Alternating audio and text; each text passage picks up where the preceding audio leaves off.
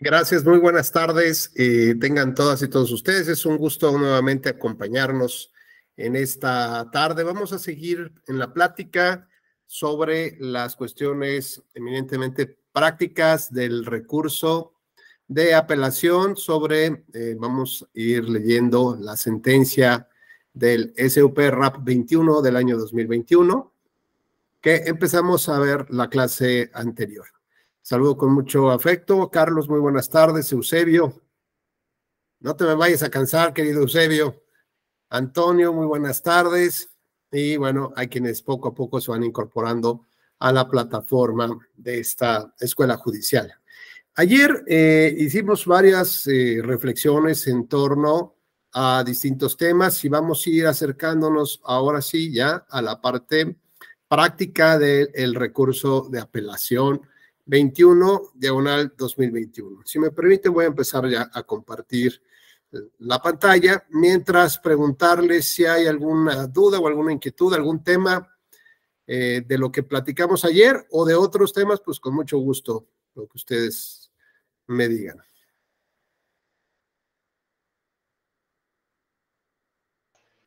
Todo bien, doctor. Bastante amplia la explicación sobre las acciones afirmativas. Gracias, Carlos, muy gentil.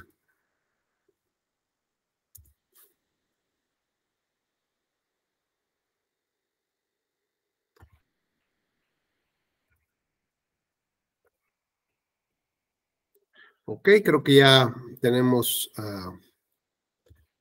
aquí ya nuestra pantalla.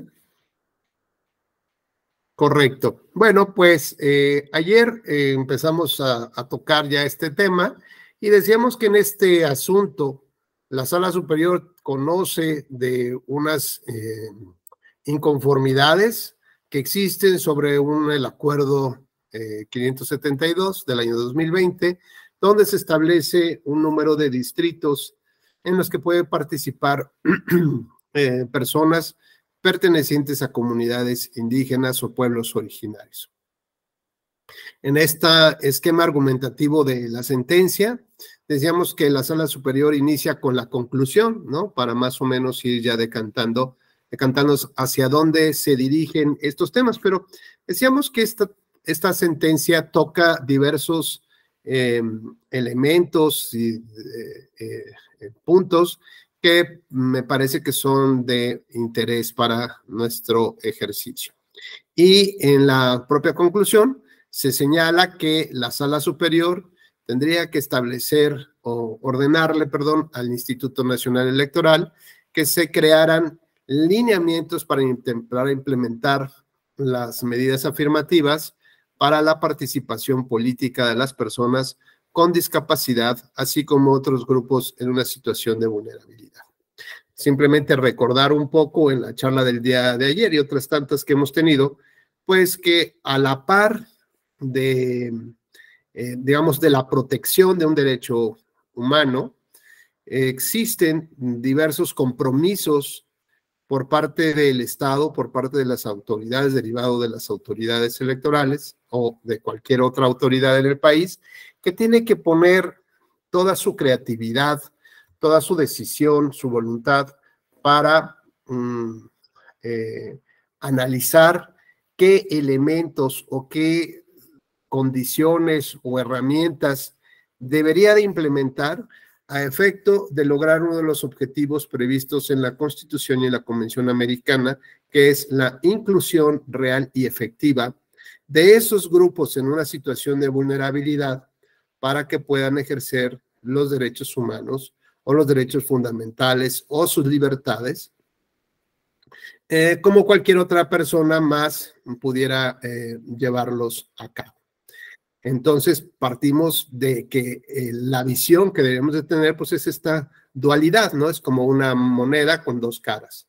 Por un lado es el cómo lo ejerzo y por otro lado es qué tengo que hacer como Estado para poder llevar a cabo este ejercicio efectivo del derecho que me permita que desaparecer estos límites de encasillamiento para que estos grupos en situación de vulnerabilidad, primero, no se consideren como un castigo divino. Dos, tampoco sea necesario pensar que es una carga para el Estado. Y tres, que es, digamos, la evolución más actualizada de la concepción, en el sentido de que todos sufrimos una situación de vida y que la situación de vida que tenemos no debe de convertirse en una incapacidad para poder ejercer el derecho. Y quien genera la incapacidad o la discapacidad en el ejercicio del derecho es el Estado. Un Estado en el que no se ha detenido a reflexionar qué elementos debería de implementar o acciones debería implementar justamente para lograr esta incorporación real y efectiva al ejercicio de derechos. O bien se ha olvidado de los compromisos internacionales previstos en los tratados o convenciones que ha suscrito, que ha firmado, para el efecto de asumir, digamos, estas obligaciones internacionales y simplemente lo ha dejado de lado porque no le ha interesado llevarlas a cabo. Así que decíamos o concluíamos un poco la clase anterior en cuanto a que una persona que tiene algún problema de cirugía de rodilla o algún tema de estos que a cualquiera nos puede suceder, vaya, bueno, pues si yo requiero acudir al médico y este médico está, o el hospital está en la oficina a la que tengo que asistir, está en un cuarto piso, decía yo, y solamente hay escaleras, pues es evidente que el diseño, digamos, o las circunstancias son las que me provocan que yo no pueda ejercer de manera adecuada mis derechos. Así como si el Estado no provee de mecanismos necesarios para que las mujeres gocen de sueldos similares al ejercicio del trabajo similar, ¿no? Con los hombres, bueno, pues es evidente que hay desde el propio Estado la generación de esta incapacidad para el ejercicio de los derechos. Bueno, pues ya tomando en cuenta esta situación, podemos entonces entender que estos lineamientos tienden a fijar la posibilidad de que las personas con discapacidad y otros grupos en situación de vulnerabilidad puedan incorporarse de una manera real y efectiva al ejercicio del derecho. ¿Y cuáles son estos tratados internacionales o convenciones internacionales que, digamos, van descubriendo o van develando a los grupos en situación de vulnerabilidad? Bueno, pues tenemos, por ejemplo, tratados específicos para la migración, tratados para las personas que son desplazadas, tratados para la pobreza, tratados para personas que no hablan la lengua, digamos, castellana, sino tienen sus propias lenguas indígenas, por ejemplo. El tema de la edad, ya sea hacia los menores o los jóvenes, y en el tema de la edad hacia personas de la tercera, justamente de la tercera edad, mayores. ¿Qué otros grupos hemos encontrado aquí como categorías sospechosas de vulnerabilidad? Bueno, pues están las personas relacionadas con un género determinado o con una percepción determinada sobre el género. Y así podemos empezar a ampliar la lista de grupos que el Estado debería de hacer algo para su protección. Y no sé, ¿qué piensan, Adilén, a quien me da mucho gusto saludar? ¿Crees que existan otro tipo de categorías que a lo mejor todavía no las vemos, pero crees que se empiecen como a asomar?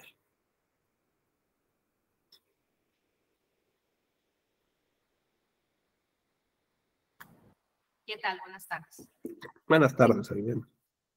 Pues de pronto, en el caso mexicano, pues todavía no alcanzo a visualizar, ¿no? Pero pues sí sé que en otros estados donde está más marcada espiritualidad, no sé, que es muy fuerte la religión y demás, pues hay grupos que están pidiendo su representación. No sé, quizá algún día nos dé por ahí también, sí están marcados estos grupos. No sé, la religión, ¿qué otro puede ser?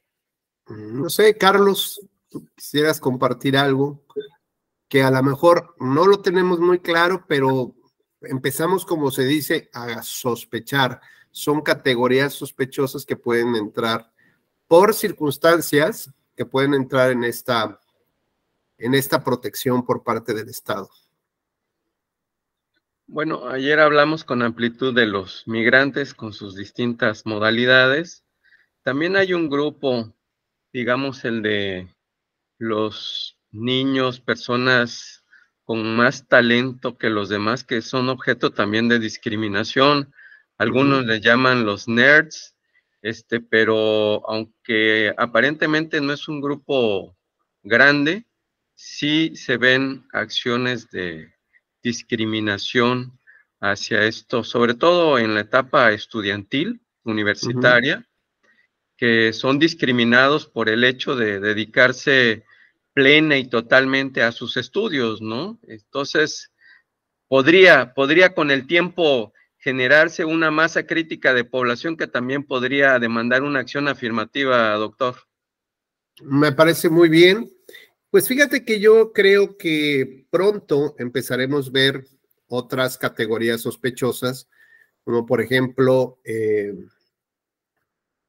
no sé cuáles sean las secuelas o las consecuencias, por ejemplo, de la ley trans para los menores, ¿no? Y no tengo tampoco mucha claridad. No sé, por ejemplo, temas como la escasez de agua en ciertas comunidades, si eso va a colocarlos pues evidentemente en una diferenciación natural con los que sí puedan tener este recurso. Y bueno, pues lo importante es que el Estado tiene que estar alerta y sobre todo en el caso latinoamericano, no solamente tenemos que tener este enfoque doméstico o local, sino que recordar que estos compromisos o bien derivan de lo local o derivan de lo internacional sobre visiones que están, digamos, obteniendo otros grupos, otras organizaciones en Latinoamericana y que están pendientes justamente de descubrir estas categorías y que van a tarde o temprano exigir justamente una protección adicional por parte del Estado. Un segundo, por favor, rápidamente.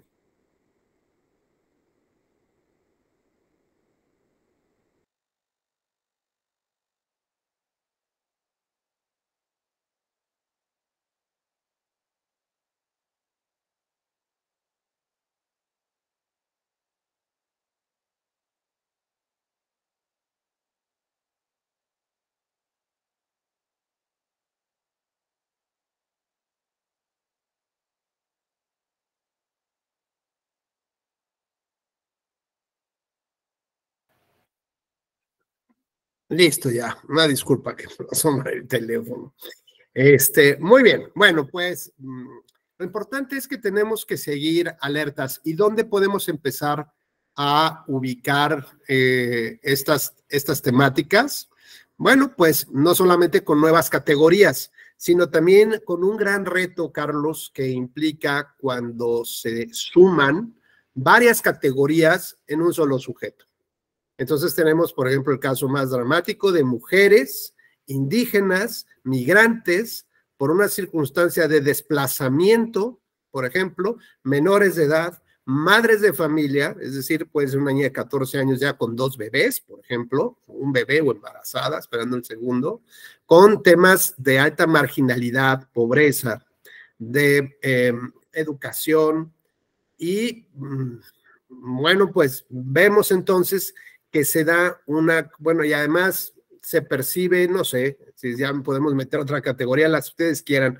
El tema es que no existe un protocolo, digamos, que pueda ligar todas estas características y nos proponga una solución jurídica, normativamente hablando, a partir de las obligaciones del Estado. Es decir, ¿cómo tendría que responderle el Estado a esa persona para su inclusión real y efectiva? Entonces, los protocolos estos tenemos que crearlos nosotros mismos a partir de casos muy concretos, pero tenemos que tener mucha claridad de cómo se construyen estos protocolos a partir del desarrollo de los contenidos de los derechos humanos y sobre todo del análisis de perspectiva, porque la perspectiva justamente nos va a indicar el conjunto de subderechos que se encuentran vinculados con los mismos. Sí, Adilén, por favor. Sí, doctor, una disculpa, quería comentarlo nomás que tuve que salir un momentito. Sí, Adilén. Y no sé, ahorita no alcancé a escuchar la participación del compañero y la pregunta que usted planteaba. Ya ve que en el artículo primero pues están esas categorías sospechosas por discriminación y pues no tenemos la totalidad ahorita como ya grupos reconocidos. Por ejemplo, hace referencia también, aparte de la religión, como le comentaba, a condiciones de salud, condición social, opiniones, estado civil, dice, y demás, ¿no? Sí, es decir... Otras donde no tenemos un grupo identificado ahorita como vulnerable, ¿no? Tenemos clasificados así. Claro, sí. Y justamente lo que decíamos, Adilén, es que lo que hay que estar es alertas, ¿no? Justamente por parte del Estado, pero no solamente reconocer los temas nacionales, sino que decíamos que la fuente de los compromisos del Estado puede ser a partir de estas develaciones o descubrimientos de, digamos, de cuño doméstico, pero también como provienen de las convenciones y tratados internacionales y que se refiere a los derechos humanos, es lógico que tengamos que tener esta visión más ampliada hacia lo internacional, hacia lo regional, hacia lo latinoamericano. Entonces ahora tenemos que pensar en otras categorías en términos de las condiciones latinoamericanas que estamos sufriendo, porque evidentemente hay movilidad, ¿no? Por ejemplo, veamos el desplazamiento que ha existido de venezolanos, por ejemplo, hacia Colombia. Y esto evidentemente pone en una situación dramática para las personas que están, digamos, tratando de huir por temas políticos, por temas económicos, por lo que ustedes gusten más. Y pareciera que, por ejemplo, para nosotros no es un tema tan relevante, por ejemplo, la migración. Entonces, o sea, sí escuchamos el tema de los migrantes que se introducen a nuestro país con el ánimo de llegar hacia Estados Unidos, pero es toda una categoría especial, ¿no? De análisis, saber qué tendría que hacer un Estado, como el caso mexicano, en términos también de los tratados internacionales, para aceptar a esas personas o rechazarlas, para ofrecerles condiciones de vida, o hay un mínimo estándar internacional que debería de cumplir el Estado mexicano, como encerrarlos en jaulas, ¿no? Como no tener las condiciones mínimas de dignidad humana para que estén ahí 3, 4, 5 días, como baños, como camas, comida, agua. ¿Cuáles son todas estas condiciones? Bueno, pues evidentemente son obligaciones del Estado mexicano y lo vimos con estas 40 personas que fallecieron por un incendio donde de todo, o sea, no hay manera de justificar la inacción del Estado, no hay manera de justificar que no haya preparado, incluso, digamos, que no se tengan preparados estas estancias para migrantes, con el personal capacitado, con los apoyos psicológicos, con lo que requieren los niños, por ejemplo, y hablamos de toda esta transversalidad, ¿no? Cómo trabajar un protocolo específico pues también incluso para personas que van huyendo porque son víctimas de lo que les ha pasado en sus países. Entonces, digamos como que la invitación aquí, Adilén, es ampliar nuestra visión, no solamente de lo que pasa en México, sino entender que somos parte de un conglomerado mayor, de una problemática mayor, que es la problemática latinoamericana, y que además seguramente convocará a próximas reuniones a nuestro gobierno para que en el ejercicio de soberanía discuta sobre los temas que importan a la región y sobre todo se asuman cierto tipo de compromisos dependiendo de lo que veamos, ¿no? Como comunidad internacional, latinoamericana, regional, que están surgiendo este tipo de categorías. Y hablar de categorías, bueno, es hablar de identificación de características que necesariamente tienen que asumirse y que el Estado tendrá que proponer, ¿no? Suscribir un conjunto de normas que se traducen en obligaciones, en implementación de programas y de acciones necesarios para medianamente tratar de ir solventando estas diferencias que tendrían estas personas en términos de otro conglomerado social. Sí, Carlos, por favor.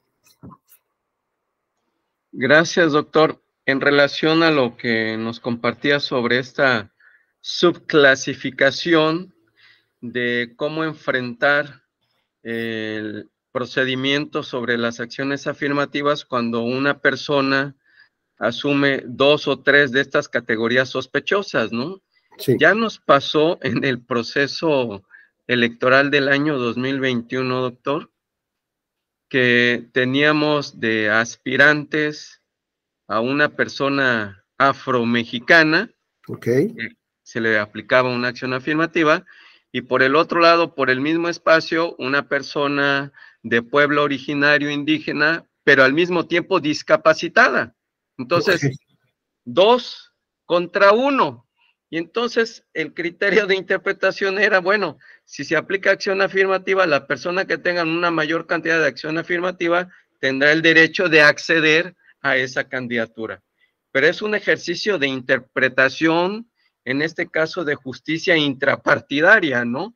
Pero es cierto, nos hace falta un marco más amplio de regulación que nos indique cómo actuar ante este tipo de circunstancias. O la otra pregunta es, ¿a poco una categoría sospechosa es más profunda que otra? O sea, ¿pesa más ser afromexicano que LGTBQ+? Sí. Porque está sucediendo, doctor, está sucediendo y déjame decirte del caso de los distritos indígenas, a nivel federal están definidos 28 de 300, doctor, 28 de 300. Sin embargo, la obligación para acreditar que uno realmente es de pueblo originario indígena es en 13, bueno, así fue en el proceso pasado, de 13. Y la pregunta es, ¿y en los otros 15 distritos, doctor?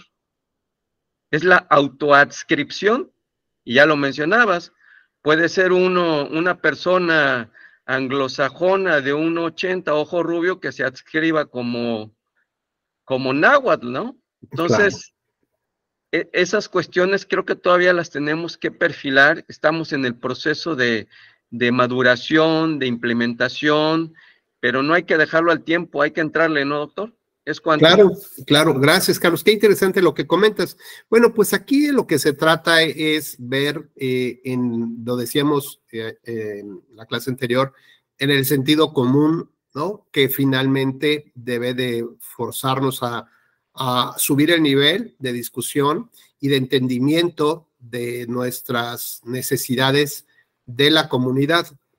Y entonces cuando sabemos que ese grupo de personas también tiene cosas en común con nosotros, que no solamente hay una diferenciación, bueno, pues hay que justamente borrar, ¿no? Esa partecita que los diferencia y sumarlos realmente para el ejercicio, no hablar de una cosmovisión ni mucho menos, simplemente es que tengan las herramientas necesarias para que puedan ejercer un derecho del cual yo no necesito ninguna herramienta, pero ellos necesitan la herramienta. Qué bueno, porque ya con esa utilización, pues ya pueden acceder prácticamente a la justicia. Como cuál podría ser, por ejemplo, en los temas procesales.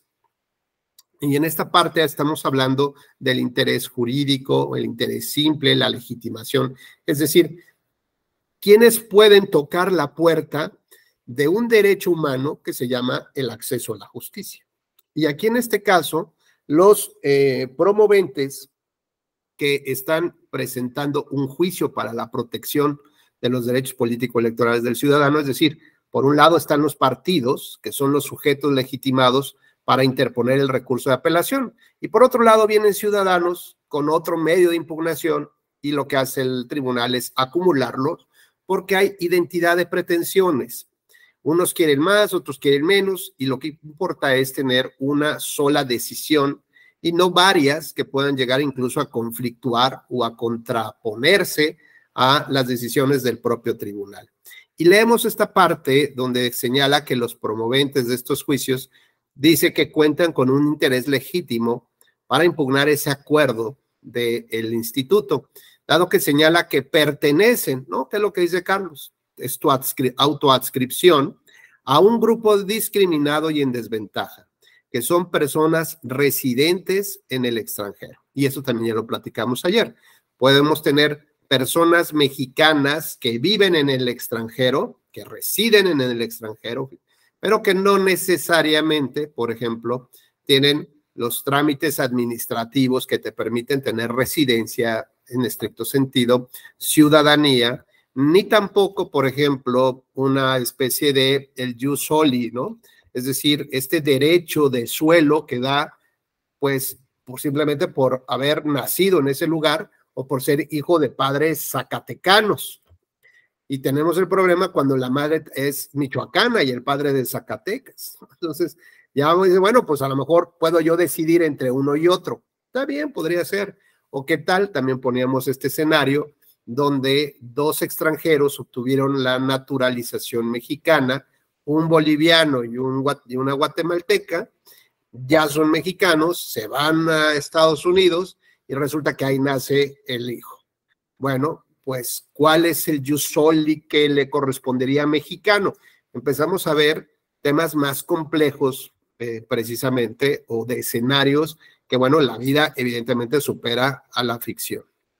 Y entonces, en este caso, nos dice, con la pretensión de que se considere a las personas mexicanas residentes en el extranjero, es decir, lo que están buscando, como parte de las acciones afirmativas implementadas por el INE, porque dice, contamos con interés para cuestionar ese acuerdo. Bueno, fíjense que el artículo 8 de la Convención Americana, voy a poner artículo 8, Convención Americana,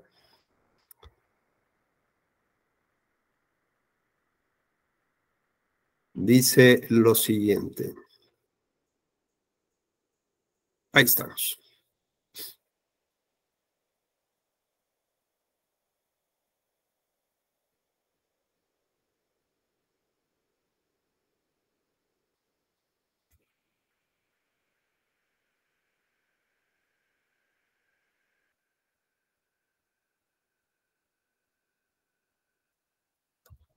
Oh, perdón, no levanté la manita.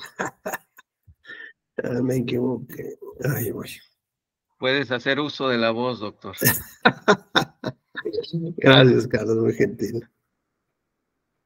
Ahí está. Bueno, este artículo 8 de la Convención Americana nos habla de un piso mínimo básico en cuanto a los acuerdos que tuvieron ese sentido común refinado, diríamos, los países en los que México dijo, ok, vale, yo me comprometo a esto. Esto es lo más básico que debo de respetar en mi país, sí. Entonces le dice a Adilén, oye, Adilén, ¿qué te parece este modelo básico de este automóvil? Y Adilén le dice, oye, pero espérame, no tiene llantas. Es que es el austero, Adilén. Si quieres llantas, tienes que pagar un extra. Y dices, la verdad no me gusta, pero bueno, pues está bien que eso te comprometiste, pero como soy mexicana y creemos que nuestro país se puede dar un lujito más allá de lo que está comprometiéndose a nivel internacional, para nosotros los mexicanos, esos vehículos deben de tener llantas en el modelo austero. Entonces México acepta y dice, sí, lo pongo en una regla. Con lo cual empieza a haber diferencias normativas, ¿no? De desarrollo de los derechos humanos, de los acuerdos internacionales con lo que México reconoce para sus connacionales o para los que están en el territorio mexicano. Y entonces, si allá no piden, no es necesario tener llantas, aquí sí es necesario llantas. Si allá no piden el clima, aquí también. Entonces subimos la rayita ya en varios niveles. Así que bueno, fíjense que esta parte es bien interesante porque nos dice que las garantías judiciales, es decir, el debido proceso legal, que es lo que vamos a empezar también a ver de reojo un poco con las acciones, con estos ciudadanos que interpusieron estas demandas, vamos a empezar a ver cómo funciona también ese esquema. Es decir, es una visión práctica muy integral. Y entonces tenemos, Carlos, si fueras tan gentil, o Eusebio, no sé quién más ande por allá, leernos, por favor, el artículo 8.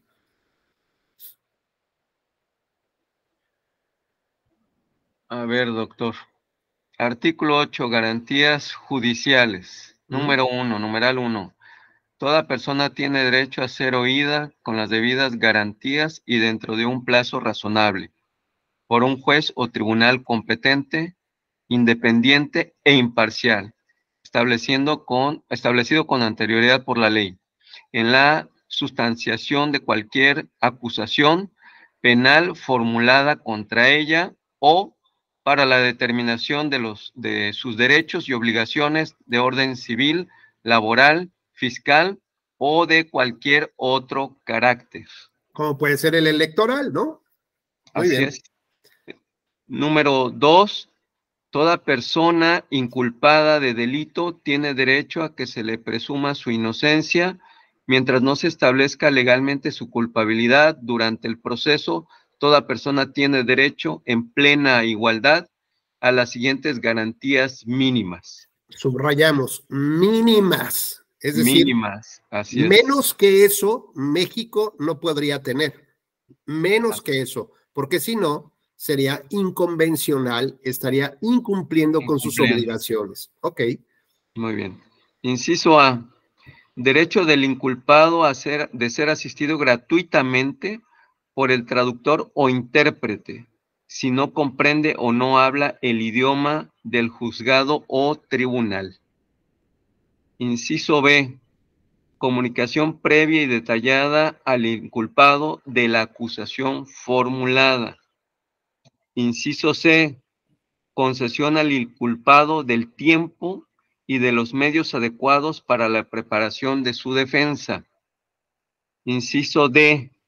Derecho del inculpado de defenderse personalmente o de ser asistido por un defensor de su elección y de comunicarse libre y privadamente con su defensor. Inciso E. Derecho irrenunciable de ser asistido por un defensor proporcionado por el Estado, remunerado remunerado o no, según la legislación interna. Si el inculpado no se defendiere por sí mismo ni nombrase defensor dentro del plazo establecido por la ley. Hasta ahí, Carlos, si quieres, me voy a centrar en el debido proceso legal, garantía judicial de la defensa, ¿de acuerdo? La representación legal. Pareciera que aquí nos establecen 3 tipos de representación, ¿no? ¿Cuáles serían, Carlos?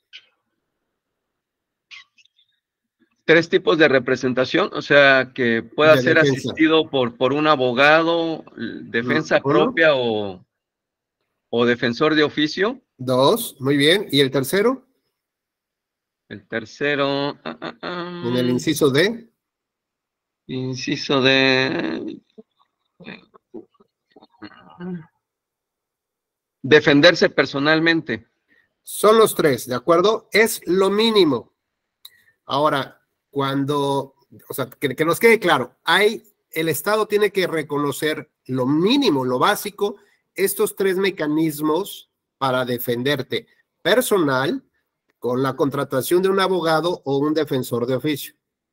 ¿Qué pasaría si en una ley electoral, Adilén, la interposición del medio de impugnación que se llama Juicio para la Protección de los Derechos Político-Electorales del Ciudadano, la ley te dice que no puedes acudir con representación de abogado, que solo puedes acudir personalmente a ese medio de impugnación? Nos damos cuenta que este artículo nos dice, lo básico es esto, menos que eso no puedes brindar. Y saben que durante muchos años la ley de medios establecía que solo los ciudadanos podían acudir a este tipo de juicio con su propia representación. No podían tener, es decir, personalmente, no podían tener un abogado y mucho menos tener un defensor de oficio. Para que veamos cómo durante años el propio Tribunal Electoral, además, ojo, durante años permitimos esta inconvencionalidad, y qué bueno que, bueno, pues la verdad es que se fue ampliando bajo la línea jurisprudencial del tribunal, se fue tratando de como de entender otras cosas en función de los derechos humanos. Hoy, bueno, básicamente esto está un poquillo más superado, ¿no? Y ahora voy a ponerles, si son tan amables, el artículo 17 de la Constitución mexicana.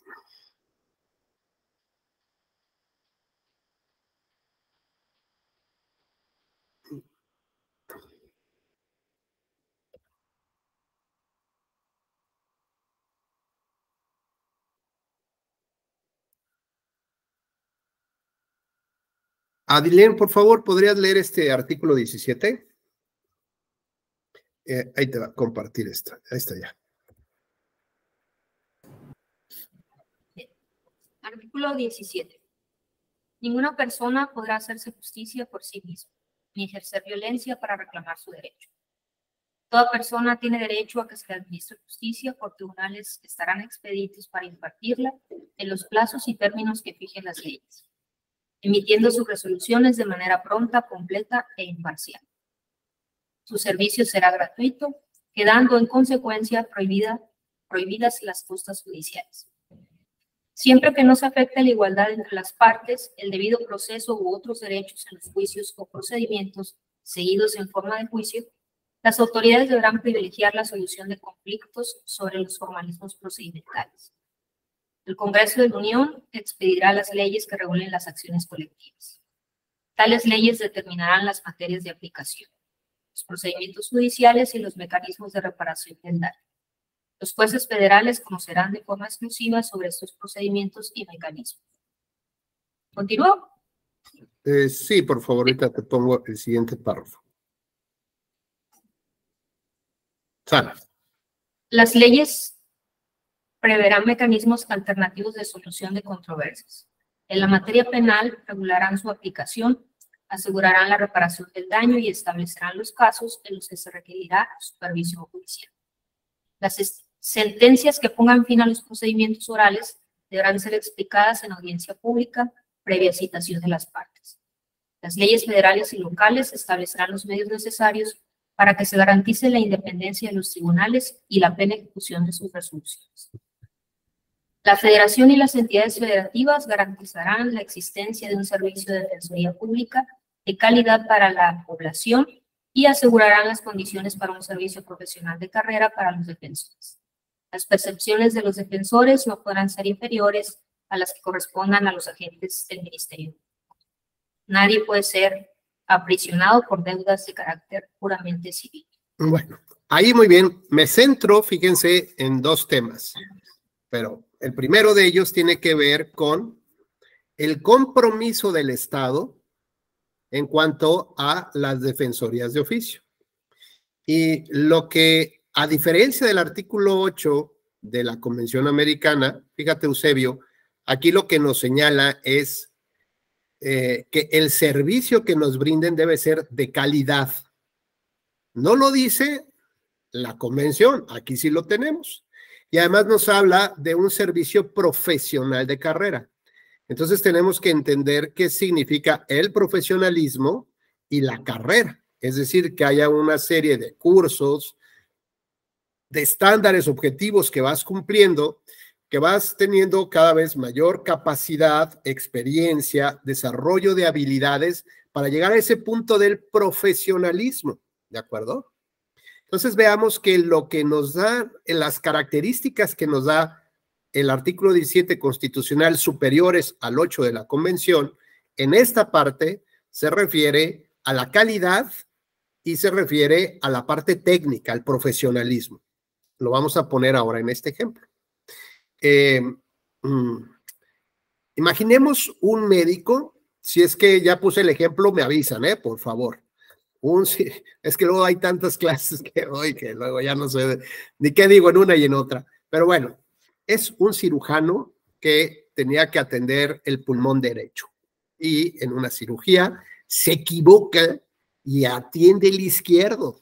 Bueno, está clarísimo. Hay una responsabilidad médica, en este caso, se siguió el juicio correspondiente, el procedimiento, el médico está muy apenado, declaró, asume toda la responsabilidad del tema.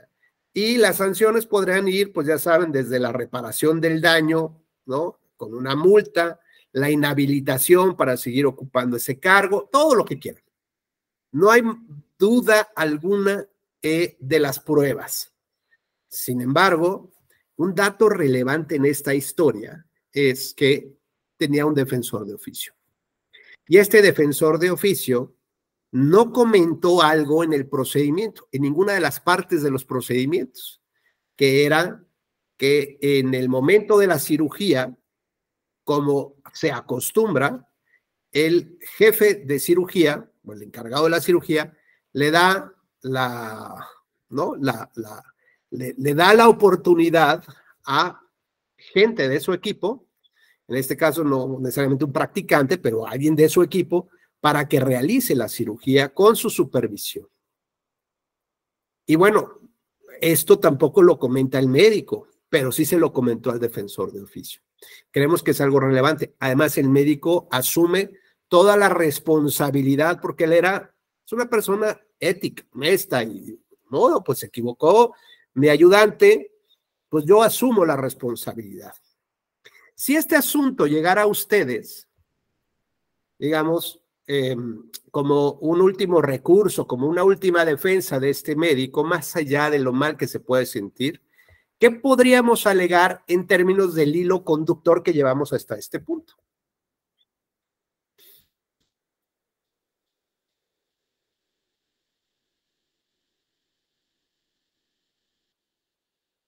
Sí, Adilén, por favor.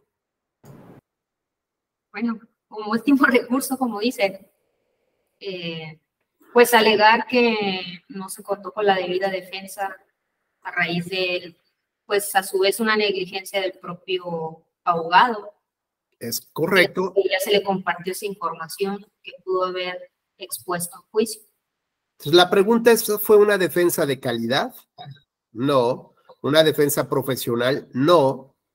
Por lo tanto, hay una violación al debido proceso legal. La decisión que se construya o que se construyó, ahora, como si fueran fichas de dominó, se tiene que caer o se debe de caer. ¿Cómo podemos obtener esta información? Puede ser que alguien lo alegue o bien el juez está obligado a darse cuenta, a preguntar si el defensor de oficio tiene o cumple estas características, ¿no? Su trabajo, en cuanto al debido atención, la calidad y sobre todo el profesionalismo en su desempeño. Ahora bien, como comentas, Adilén, bueno, pues lo que tenemos también nosotros que ir reflexionando es qué es lo que hace falta, ¿no? Tanto en los compromisos nacionales como los internacionales en esta materia electoral. Por ejemplo, me coloco ya en la parte media, que es el segundo tema que quiero comentar, las leyes preverán mecanismos alternativos de solución de controversias, que evidentemente falta en nuestra legislación electoral, ¿no? Entonces veamos cómo hay un incumplimiento por parte del Estado, de las autoridades, para su implementación. Ni siquiera tenemos que acudir a un tratado internacional. Veamos cómo las razones del Estado para no cumplir, pues pueden ser muchas.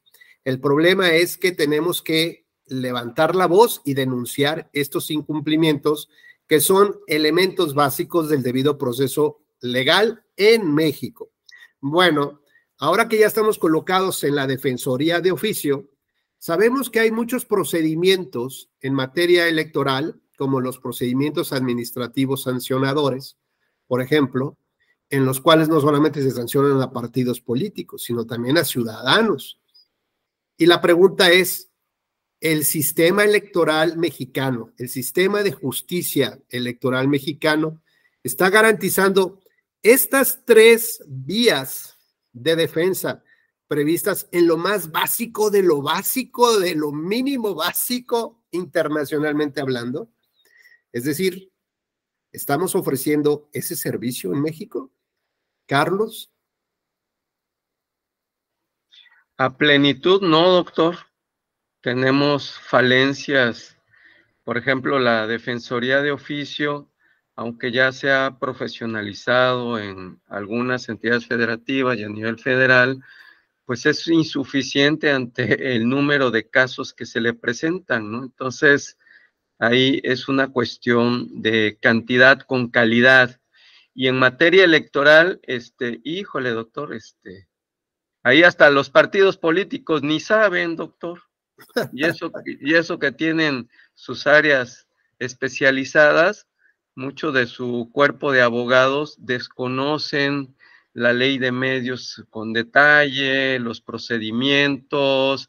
Muchas veces candidatas y candidatos se ven en la necesidad de contratar un abogado externo porque los del partido no le saben muy bien al tema, hablando de la profesionalización, y muchos deberían tener en su mente que los partidos políticos tienen un cuerpo de abogados súper expertos en materia electoral, y de no ser algunas excepciones, la mayoría no lo tiene, ¿eh? Inclusive los partidos grandotes, doctor.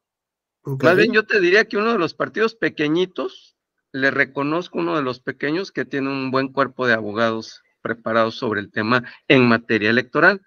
Pero así que tengamos los tres niveles, la autorrepresentación, que contrates un abogado o que la Defensoría de Oficio funcione muy bien. Fíjate que en el Tribunal Electoral del Poder Judicial de la Federación se garantiza la Defensoría de Oficio para los pueblos indígenas, ¿no? Para los pueblos originarios.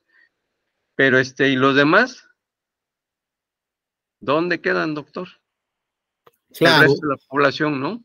Entonces, el tribunal lo anuncia muy bien, me parece correcto, ¿no? Pero así como esa es una categoría sospechosa, habría que irlo ensanchando para tener un cuerpo profesional que pueda asistir a los ciudadanos que requiriesen de estos servicios con prontitud, con calidad y con profesionalismo.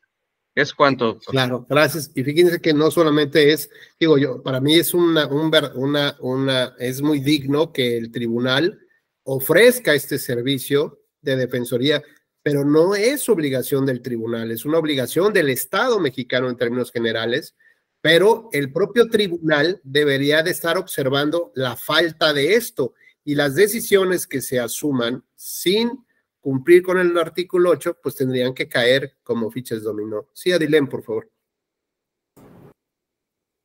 Una pregunta en el artículo que leíamos de la convención. El primer párrafo refiere tanto penal como otras materias, ¿no? Sí. Pero luego ya en lo mínimo como que hace referencia únicamente a lo penal. ¿Qué criterio de interpretación o dónde se extiende hacia las otras materias, las obligaciones, el debido proceso, pues en general, de procedimiento? Sí, pues mira, el propio artículo 8, justamente, digamos, la construcción del artículo 8 nos habla del debido proceso legal en materia penal, ¿no? Entonces, es, digamos, como que dentro de los valores y principios más graves, digamos, o libertades que debemos de procurar defender con mayor fortaleza, con mayor decisión e intensidad, es la libertad personal, ¿no? Está muy claro el tema. Por lo tanto, dice, a ver, todo el diseño del artículo 8 va enfocado a ese tema, pero no solamente se refiere a lo penal, es decir, en una reinterpretación de lo penal implica el derecho de castigo que tiene el Estado respecto de sus ciudadanos, ¿no? Así que se refiere al derecho de castigar, o sea, el jus puniendi. Y en el jus puniendi surge, digamos, el derecho penal y el derecho administrativo sancionador, como dos ramas autónomas del derecho de castigo, unas más graves, por conductas más graves que otras, evidentemente, lo cual implica que ambas ramas son hermanos o hermanas de la misma matrix, ¿no? Derivan de la misma madre o matrix como tal, y esto significa que ambas comparten genes muy similares, pero no son idénticos. Y el administrativo sancionador no deriva del penal, es decir, podría tener sus propias particularidades el administrativo sancionador. Luego, entonces, debemos entender que si se trata de un derecho de castigar, de sancionar, un derecho de restringir el ejercicio de tus derechos, esto se puede aplicar a cualquier materia, como la civil, ¿no? Por ejemplo, pues simplemente que te cobran en un contrato, ¿no? Como te quitan tu inmueble, ¿no? Te sacan de tu casa que estás rentando, por ejemplo, te embargan tus bienes, pues es una restricción de derechos. En el caso laboral, pues ¿cuánto? ¿Qué más, no? Pues a lo mejor te pierdes hasta la empresa. En materia fiscal, pues la imposición de los impuestos. En materia electoral, bueno, a ver, pues claro, hay sanciones también en materia electoral. La nulidad de una elección es una sanción administrativa. Entonces veamos que estos son, por no decir todo el derecho administrativo sancionador. Todas estas materias derivan de ese derecho de castigo del Estado, de reconducir la conducta. Y el propio artículo 8, en su primera parte, al final del primer párrafo, dice que también podría hacerse extensivo a digamos, materias como la civil, laboral, etcétera, familiar, por ejemplo, en la que se tengan que fijar derechos y obligaciones, ¿no? Es decir, desde este punto de vista de cómo ejerces tu derecho, pero al mismo tiempo, cómo se limita tu derecho. Y, por ejemplo, hay casos donde la ley, por ejemplo, determinaba por ejemplo, en esta parte de la oportunidad o de la legitimación o legitimidad, está previsto en un artículo de la ley procesal, ¿no? Por ejemplo, dice que decía que los candidatos, por ejemplo, o los militantes, no podían acudir a los medios de impugnación. Esto es, estaba vedada su posibilidad porque solamente, como decía Carlos, o eran los partidos y los candidatos estaban hechos a un ladito. Bueno, procesalmente no podían entrar a juicio, es decir, no podían ejercer un derecho completo de acceso a la justicia. La ley los limitaba tanto a militantes para pelear asuntos internos de sus partidos, como para los candidatos para pelear un fraude electoral. Tenían que esperar a que llegara el representante del partido para presentar la demanda. Pero ellos en lo particular, el derecho humano de acceso a la justicia estaba vedado por el propio diseño institucional, el propio diseño de la norma. Entonces, el criterio del tribunal fue de tal manera evolucionando hasta considerar sacar de la norma procesal esta parte y llevar la norma sustantiva. ¿Esto qué significa? Sustantivizar los derechos. Es decir, se construye ahora el derecho de los militantes, el derecho de los candidatos. Ya no solamente son una parte de una regla del proceso, sino son derechos verdaderos que se ha construido sobre esos titulares. Por ejemplo, ¿Te acuerdas, Adilén, que seguramente lo tienes muy claro, lo tienes presente, hace años, en un juicio familiar, en un divorcio de los padres, el juez determinaba que el menor de edad se tenía que ir con quién, ¿recuerdas? Con la mamá. Por las razones que ustedes consideren, bueno, ¿esto qué significa? Que el niño procesalmente tenía participación, pues a lo mejor sí, a lo mejor no. Al niño se le preguntaba a dónde quería ir. Por supuesto que no. El juez determinaba, se va con la mamá. Es decir, el niño solamente formaba parte del proceso, ¿no? Una pequeña partecita del proceso. Pues aquí estoy, ¿no? Bueno, y después se sustantivizó, se sacó esa participación de la ley procesal y hoy se construye un derecho humano de la defensa de la niñez. Y ahora se le pregunta al niño con quién se quiere ir. Es un derecho de él. ¿Sí? Me queda un poco claro. ¿Cómo extraemos cosas de la ley procesal y la pasamos a ley sustantiva y le reconocemos categoría de derechos como tal? Por ejemplo, en la oportunidad. La ley establece que el plazo para interponer el medio de impugnación es de 4 días, ordinariamente, y todos los, en proceso electoral, todos los días y horas son hábiles, así que el tiempo va volando. Evidentemente, los partidos políticos tienen más acceso a la comunicación de los acuerdos. Incluso hay un concepto que se llama notificación automática.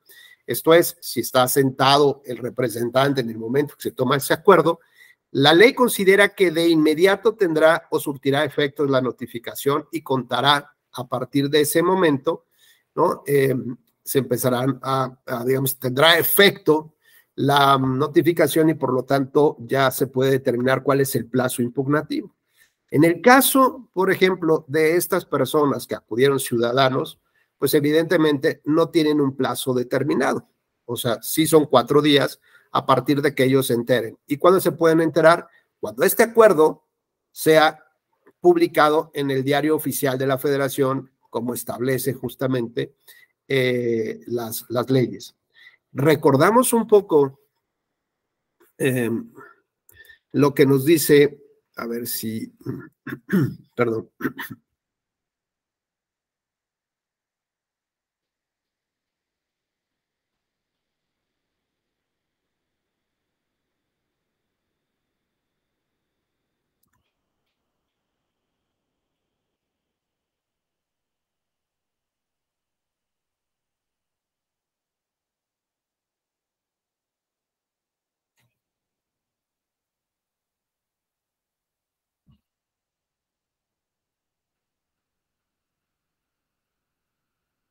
Estoy buscando la parte de la norma.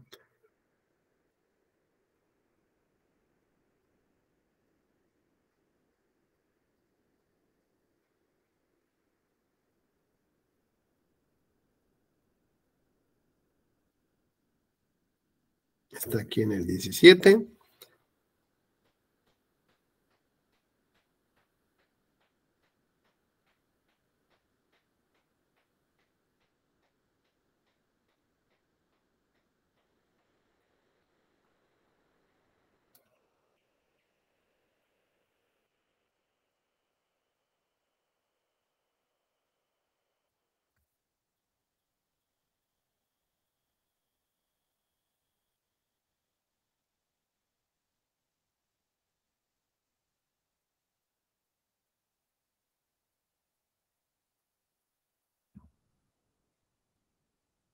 Un segundito, ya mero, ya mero.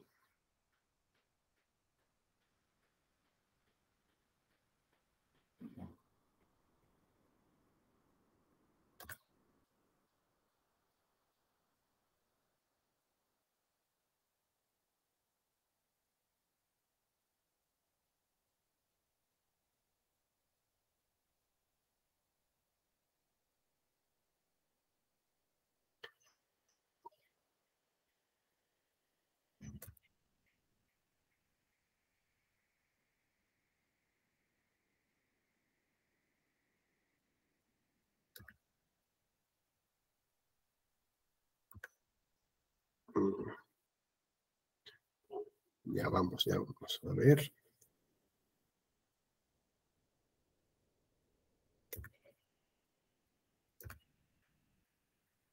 Esto está pasando de un lado a otro. Está chistoso.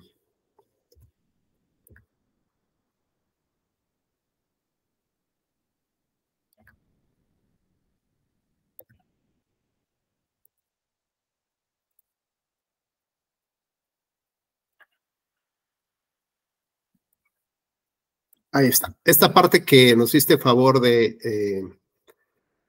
leer en el inciso.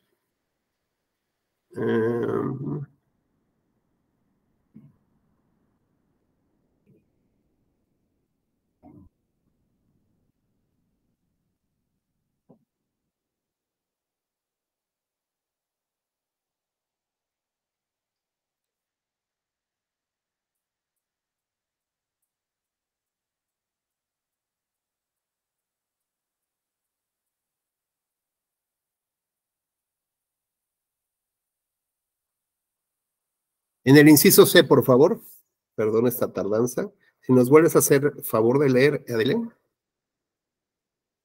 Garantía judicial, lo mínimo que se requiere, inciso C. Concesión al inculpado de tiempo y de los medios adecuados para la preparación de su defensa.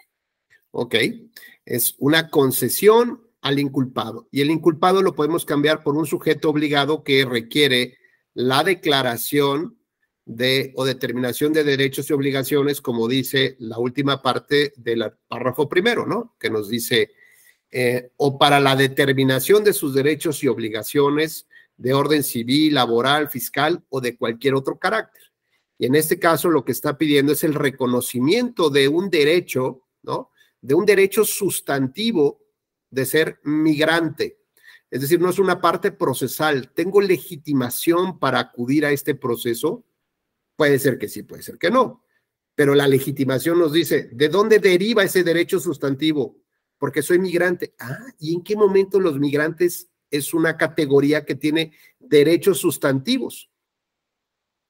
Es decir, saco de lo procesal y lo sustantivizo al tema, que eso es lo relevante. Y entonces, por ejemplo, ahora la preparación, cuando decíamos contar con la preparación suficiente para la determinación de sus derechos y obligaciones, porque estamos sustituyendo las palabras que nos da el propio párrafo primero del artículo 8 de la Convención, nos dice en el inciso C, concesión al sujeto del tiempo y de los medios adecuados para la preparación de la determinación de sus derechos y obligaciones en materia electoral. Así lo podemos sustituir. Ahora, la pregunta que tenemos que hacer es, ¿esas personas también debe correrles el mismo plazo de los 4 días que establece la norma? Y entonces, en esta, digamos que ya voy a dejar de compartir y ahora nos regresamos otra vez a nuestro artículo. En el punto 2 se nos habla que los recursos de apelación fueron interpuestos en tiempo y forma, y luego nos habla de los juicios ciudadanos. Dice, las demandas de los juicios ciudadanos también fueron oportunas, ya que se presentaron en un periodo que va del 21 al 26 de enero. Del análisis de las demandas se constata que los promoventes omiten señalar una fecha en la que hayan tenido conocimiento del acuerdo controvertido o que se les haya notificado. Al no contar con ese dato y no advertirse otra prueba en contrario, se debe considerar como fecha de conocimiento del acto controvertido la del día en que fue presentada la demanda. De ahí que se tenga por cumplido el requisito. Es decir, está siendo como benigno en la interpretación y como nadie me da una prueba para poder determinar cuándo debe de computarse el plazo, pues entiendo que es a partir de pues que ellos presentan la demanda. Si además, como previamente se señaló, el acuerdo se publicó en el Diario Oficial, como les había yo dicho, el 27 de enero de este año, por lo que conforme a la normativa procesal, la publicación surtió sus efectos el día 28 y el plazo idóneo para su impugnación terminó el 1 de febrero, dado que al estar vinculado al proceso electoral, que está en desarrollo, todos los días y horas son hábiles, ¿no? Dice, por su tanto, la promoción es oportuna, bueno, y lo que dice, de acuerdo a algunas omisiones atribuidas al INE. La pregunta que quiero formularles es, ¿qué pasaría si se hubiera establecido, hubiera pruebas para poder decir que la presentación de la demanda es extemporánea? Pues, en teoría diríamos, bueno, pues se desecha el medio de impugnación, se desecha la demanda, ¿no? Sin embargo, tenemos que entender ahora cuál es esta categoría sospechosa de los migrantes. Si sus condiciones históricas, jurídicas, políticas, permiten que tenga el conocimiento de la ley electoral. Pues evidentemente no. ¿Qué pasa con una comunidad indígena? Pues por supuesto que no va a saber esto de los 4 días ni lo menor. Entonces, esta parte procesal, digámosle así, la tenemos que dejar a un lado, como dice ahora el artículo 17 constitucional. Ahora otra vez voy de aquel lado. Vamos, permítame un segundito a ver dónde estoy.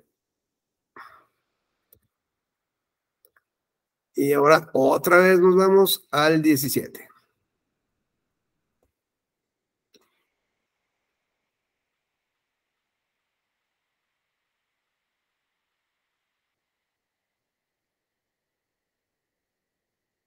Adilén, por favor, el tercer párrafo, si eres tan gentil. Siempre que no se afecte la igualdad entre las partes, el debido proceso u otros derechos en los juicios o procedimientos seguidos en forma de juicio, las autoridades deberán privilegiar la solución del conflicto sobre los formalismos procedimentales. Esto es, estas son las características básicas que nos merecemos los mexicanos. Ahora, entra en funcionamiento este artículo 17 porque habla de el acceso a la justicia de fondo, la justicia sustantiva, la justicia material, resuelve el problema. Lo que tendrías que hacer entonces para ciertas categorías sospechosas es desplazar, ¿no? Hacer a un lado ciertos requisitos de procedimiento, como es seguramente la oportunidad y la legitimación para presentar el medio de impugnación, la manera como está escrita la demanda, la formulación de agravios, el ofrecimiento de pruebas, todo eso que es importante en un juicio, conforme a esta última reforma, al artículo 17, el tercer párrafo del artículo 17 constitucional, el tribunal está obligado ¿a qué?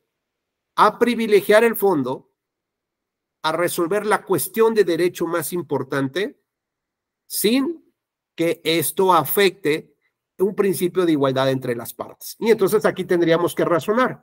¿Le está afectando algo al INE que ellos lleguen al juicio? Pues no. ¿Le está afectando a los partidos políticos? Tampoco. Entonces, no vemos por qué los tribunales locales, por ejemplo, terminan desechando las demandas. Cuando es muy claro que el artículo 17 constitucional te dice, haz a un lado esa parte procesal. Ahora, razona por qué no lo haces a un lado. Porque esto sí ya es una contienda entre ambas partes, entre distintas partes, y entonces el que yo le conceda ciertos derechos a uno va a poder perjudicar a otro, probablemente. Provoca un desequilibrio en el proceso. Pero cuando hablo, por ejemplo, de un tema de fijación de derechos, pues me parece que lo que debo de resolver es ese derecho, ¿no?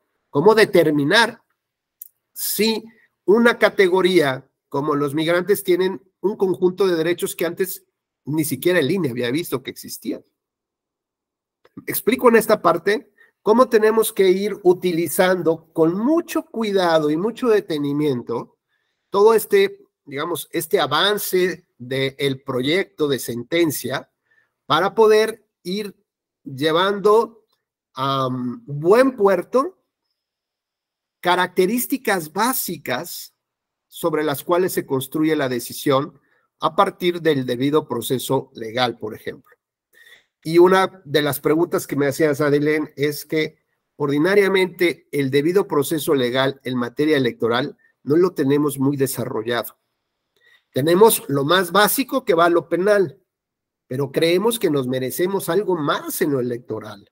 porque además estaremos, digamos, deberíamos de tener un debido proceso legal para los temas de nulidades de elecciones, para el tema de procedimientos administrativos sancionadores, para el tema de la fiscalización de los recursos. Deberíamos de tener este tipo, digamos, de desarrollos, porque es lo más básico de lo básico antes de que un tribunal resuelva. Y sobre todo ya estamos viendo que estamos en déficit, porque no tenemos una defensoría de oficio, de calidad, profesionalmente, digamos, profesional en la parte de el desarrollo técnico, que defienda intereses de la población en contra del INE, en contra de partidos políticos, en contra de tribunales locales, y que haya un tribunal justamente que permita ampliarle la esfera de sus derechos. ¿Hasta aquí algún comentario? ¿No? ¿Vamos bien? Sí, perfecto. Sí, Adelén, por favor. Sí, nomás comentar que en los casos, pues se echa mano de los protocolos para juzgar con perspectiva dependiendo del grupo, ¿no? Estaba ahorita revisando, pues creo que está muy claro en el electoral cuando usamos el de perspectiva de género o el de perspectiva para pueblos y comunidades indígenas. No me ha tocado en lo particular porque en mi caso Sonora no tenemos figura de migrantes, pero estaba revisando que hay, pero sí existe por parte de la Suprema Corte, también tiene su protocolo. Claro. Pero fíjate, Adilén, que el reto ahí está, bueno, primero que nada, qué bueno que tenemos algunos protocolos. El problema es qué pasa cuando tienes 3 protocolos que aplicar al mismo sujeto. Género, migrante, interculturalidad. No hay un protocolo que te resuelva el conflicto. Entonces, ¿qué significa eso? Que las autoridades electorales mexicanas tendríamos que estar construyendo esos protocolos, ¿no? Porque es una obligación del Estado mexicano. ¿Y qué hacemos? Cruzarnos de brazos o taparnos los ojos para no ver a grupos que requieren cierto tipo de protección o de implementación de programas determinados, ¿no? Para estos efectos. Se acude a la figura esta de interseccionalidad, ¿no? Y en atención al mismo protocolo, por ejemplo, en el de género, que sí pide, a ver, fíjate todas las condiciones en las que pudiera estar la mujer, en este caso, en los casos de violencia, si además de ser mujer no coincide, como dicen otros grupos, que la pongan aún más en una situación de vulnerabilidad. Esa figura de la interseccionalidad obliga, pues, también en la investigación, que la propia sustanciadora tome en cuenta si la mujer tiene acceso a aportar pruebas y demás. Claro. Sí, la verdad es que hay que tener esta visión, que hay que tener, digamos, como mucho cuidado para poder advertir si hay cuestiones adicionales que no estamos viendo, ¿no? O que podríamos pasar como por alto, como el asunto de una candidata mujer, pues igual nada más lo analizamos en el tema de la candidata, ¿no? Sí. Nos ha tocado casos en que es por violencia, pero además la propia, y si se trata de una candidata, pero además dice que forma parte de la comunidad LGBT. Entonces, es un dato que también se toma en cuenta al momento de revisarla. Claro. Fíjense, por ejemplo, hay un tema, perdón que me voy a levantar, pero ya, esto de muchas clases en este día. Pero hay un tema, por ejemplo, relevante que me llama mucho la atención. En el caso de la nulidad de elección de Tlaquepaque, Jalisco. Si recuerdan, esta se anula por la intervención de un cardenal emérito, es decir, que ya no está en activo, de la Iglesia Católica, en la que sube en su cuenta de Facebook un texto en el que habla sobre la reflexión del voto en términos de lo que en su opinión personal cree que debería la ciudadanía de votar o hacia dónde dirigir el voto, ¿no? No habla de un candidato y un partido político ni a favor ni en contra. pero, ¿no? Pero más o menos todos podríamos suponer que lo que decía es no voten por Morena, ¿no?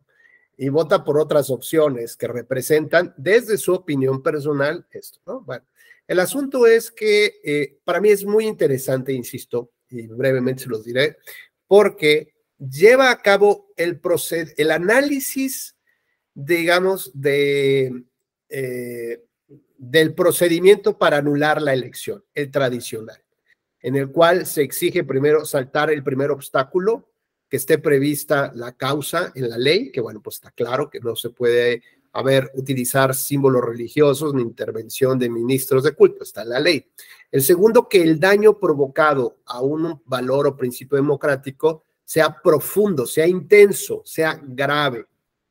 Y entonces dice, pues hablamos de la gravedad, pues hay como niveles. Está el nivel, si estoy en el grave, pues es el tercer nivel, ¿no? Es como el semáforo del volcán del Pop, está por colores y por números. Entonces imaginemos que está la lesión leve, media y grave. Y en la lesión leve puede tener 3 números, del 1 al 3, igual la media y la grave. Lo cual implica que cuando el legislador me dice grave, puedo decir grave 1, grave 2 o grave gravísima. Y entonces hablar ya de una clasificación de la gravedad de la lesión, pues ya empieza a ponerme medio complicado el análisis porque no puedo tener un dato objetivo para decir con qué profundidad se lesiona. Y resulta que el tercer elemento, que bueno, aquí el tribunal asume que sí es una violación grave, porque la separación iglesia-estado, bueno, constituyó un prerequisito para la fundación del Estado moderno mexicano, ¿no? No se concibe su creación sin este prerequisito, cumplimiento de este prerequisito. Bueno, el tema es que el tercer punto que tendría que saltar es que haya, que se acredite el elemento determinante.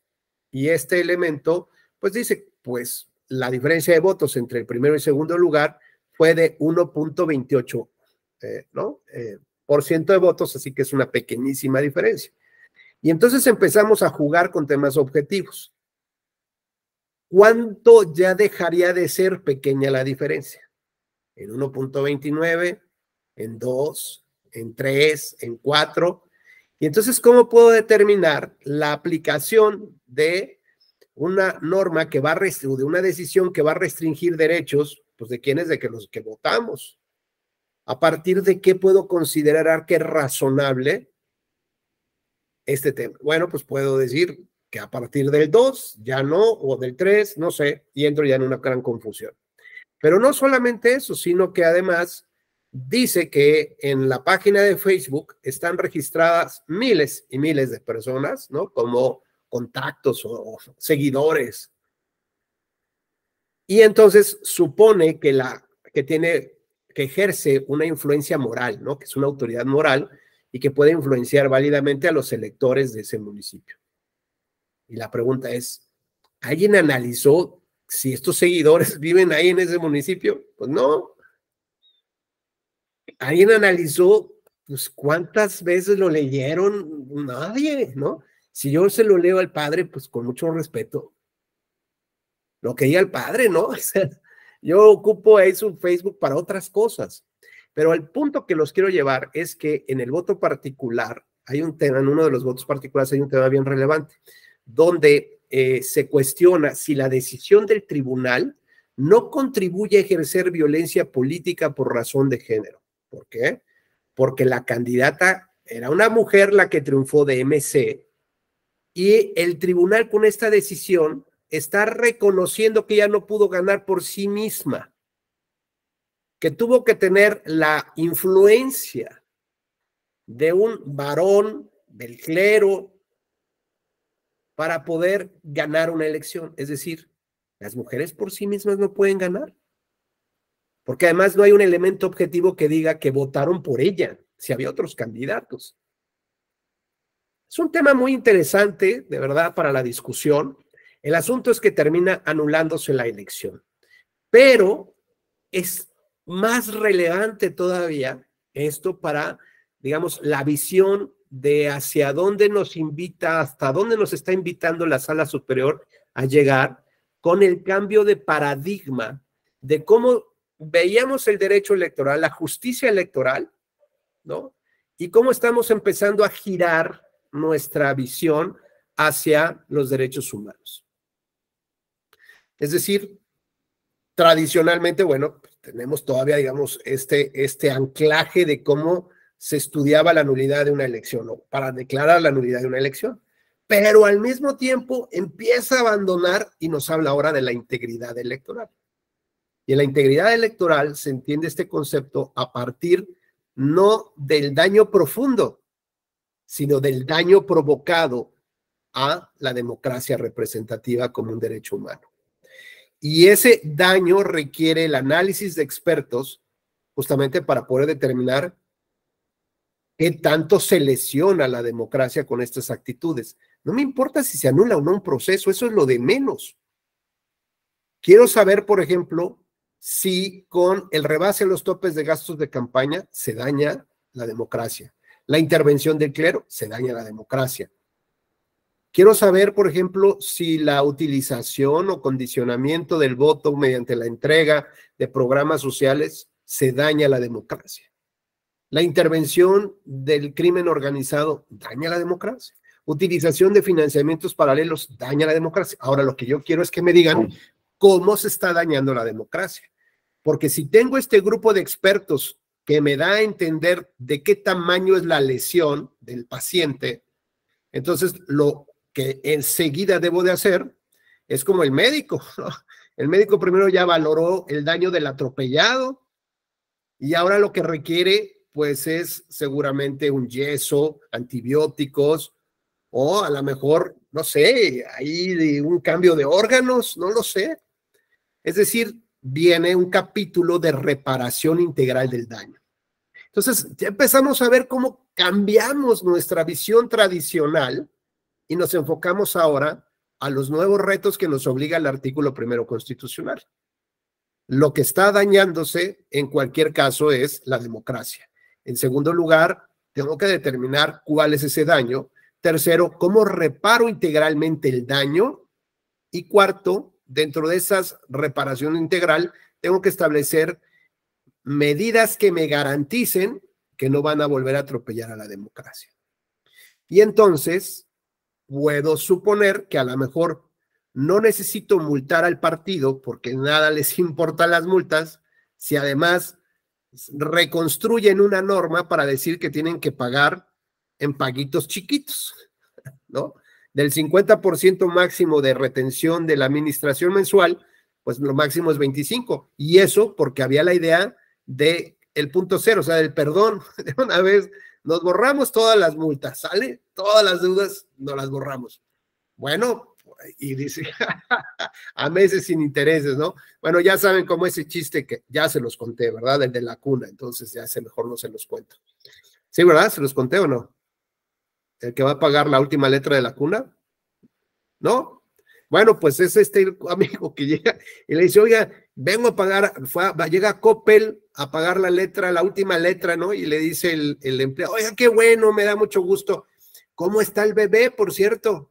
Dice, ¿cómo que el bebé, güey? Si soy yo. Si vengo a pagar porque esos paguitos chiquitos me llevan justamente a terminar de pagar yo la deuda de la misma, ¿no? De que yo era el bebé. Bueno, pues de esta manera hay que entender que la visión que nos invita el tribunal, porque además esto es algo que ya está funcionando en América Latina, nos recuerda que tengo que ver el daño que le provocó y que tengo que decir de qué manera se dañó. Enseguida generar un capítulo de reparación integral y en tercer lugar, cómo voy a lograr medidas para que no vuelvan a atropellar a la democracia. Así que puede ser que entre esas medidas implique, por ejemplo, sacarle la tarjeta amarilla a un partido en lugar de multarlo y decirle, mira, no te voy a amonestar, o sea, porque dice amonestación pública o privada. Bueno, aquí te voy a poner una tarjeta amarilla. ¿Y esto qué significa? Que la próxima que la hagas, te voy a suspender de todo un proceso electoral. Entonces le vas a preguntar al verde ecologista si quiere volver a violar la veda electoral. Ya lo vas a poner en duda, en riesgo, ¿no? Porque mientras el cálculo, ¿no? Mientras la multa esté calculada, no pasa nada, más millones, pues no me importa, Dilén me va a dar de su dinero, igual Eusebio, ¿no? Carlos, ellos van a contribuir a pagar la multa, que me echen 3 de esas, no importa, si logro el objetivo de tener el poder al ampliar mi base electoral. Pero en cambio le dices, o sea, compadre, te estoy viendo, ¿eh? Y la que sigue vas para afuera. Por lo menos te suspende un proceso, ya sea federal o local, no me importa. Y entonces ya vas a tomar, los partidos tomarán mayor cuidado en intentar burlar la ley, ¿no? Ser creativos para evitar justamente que algo de esta naturaleza vaya a suceder. Y por último, ya en la parte que estamos enfocándonos en el análisis de perspectiva, es una obligación que nos establece la Corte Interamericana, que cuando analizamos la posible violación a un derecho humano, debemos de tener estos lentes que dice Adilén, este filtro para hacer un análisis de perspectiva, para ver qué categorías existen ahí y en todo caso, cuáles serían las normas adicionales que debo de tomar en consideración. No nada más para ver cómo se puede complementar esa, ¿cómo se llama? Complementar el ejercicio de ese derecho, sino en realidad tiene que ver por el conjunto de compromisos que el Estado debe de asumir frente a esos tratados internacionales. Sí, adelante, por favor, Carlos.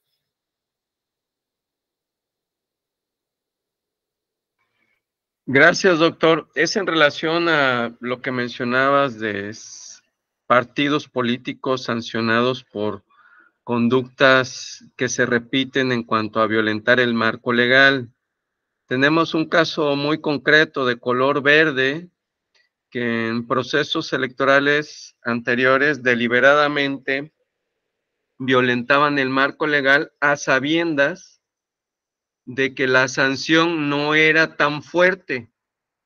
Entonces, la pregunta ahí en ese sentido es, bueno, si las sanciones no son tan fuertes y este instituto político va a estar repitiendo la violación a la norma, ¿cuál tendría que ser la sanción que inhiba, que cambie su conducta, que provoque una modificación? Probablemente, no sé, en los hechos, el partido del color verde ha cometido a lo mejor menos irregularidades en los 2 últimos procesos en comparación al tercero o cuarto anterior, pero al final de cuentas sigue habiendo una práctica de hacer trampa, en tanto la trampa me reditúa porque la sanción me permite seguir funcionando, doctor. Claro. Entonces, ¿qué hacemos en esos casos? Porque la sanción máxima es retirarles el registro. Esa es la sanción máxima. Pero veo que en los criterios del Consejo General del INE, por lo menos el anterior, no consideraba esa posibilidad, aunque fuera un infractor que reiterara sus infracciones, doctor. Claro, claro, gracias, Carlos. Bueno, lo que pasa, lo que estás señalándome es que hemos de manera constante hemos tomado un camino que nos lleva siempre a los mismos resultados, donde en lugar de provocar, desincentivar este tipo de conductas o de retos que tiene el partido para violar la norma, darle la vuelta, pues lo que queremos es un sistema de partidos virtuoso, ¿no? Digamos, eso sería como la lógica natural. Bueno, pues yo creo que si seguimos haciendo lo mismo, no vamos a obtener resultados diferentes. Por eso es que hoy en día estamos tratando de cambiar y esta sentencia ya nos empieza a decir de una manera muy palmar y muy clara que debemos de empezar a mudar la óptica hacia este concepto de la integridad electoral. Y si decíamos que la democracia representativa es un derecho humano, bueno, pues resulta que en el concierto internacional, ¿no?, de estos grandes acuerdos, México, con los demás países de la OEA, dijo, renuncio al conocimiento de la violación o sea, a que mis normas y mis tribunales, mis autoridades, conozcan solamente de lo que puede ser la violación a la democracia representativa en México, porque esto es en el 28 de la convención, o sea, no es exclusivo para México, ¿me explico? Esto es para todos. Y México renuncia en este protocolo de Santiago, junto con otras características que tiene el protocolo sobre la tortura y trata de personas, renuncia a que estas características o estos elementos, conductas que puedan dañar el 23, sean conocidas por el orden internacional. Esto es que si México daña la democracia a través de sus leyes, que en lugar de permitir mantener los conductos para que otros, como el partido que está en el gobierno, puedan llegar a que a la renovación del poder público. Si en lugar de mantener abiertas esas vías, en las reglas electorales, en sus reformas electorales, se advierte que abrazan el poder para que otros no puedan llegar, entonces significa que está violando un elemento básico de la democracia representativa. Me disculpan un segundo, voy a conectar mi computadora porque se me está acabando la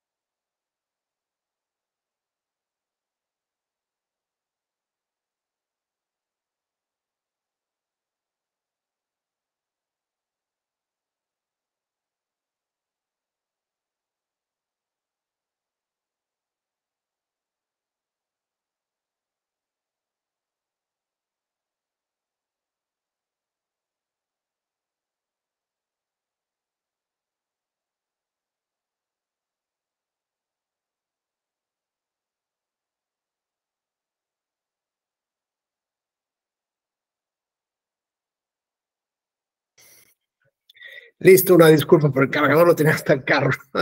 Ya corrí.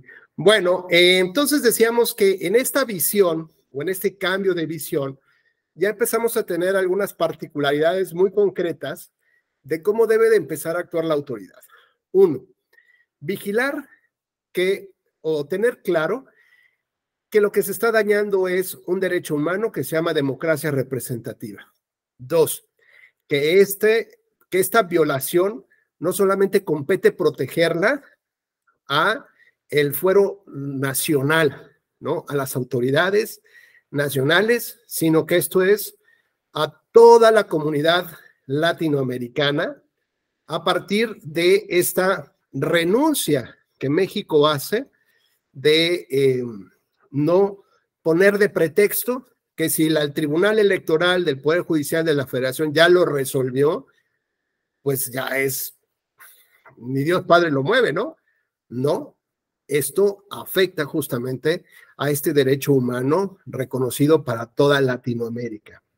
Tercero, que necesitas un grupo de expertos que determine cuál es el daño que se le provoca a la democracia y a partir de ahí establecer un capítulo de reparación integral del daño y como consecuencia del mismo tienes que establecer acciones que te garanticen la no repetición del daño, porque la idea no solamente se trata es que no lo golpees, incluso la idea es fortalecer a la democracia representativa, no es mantenerla con un respirador artificial y que en cualquier momento pues se va la luz y se nos muere la democracia, ¿no?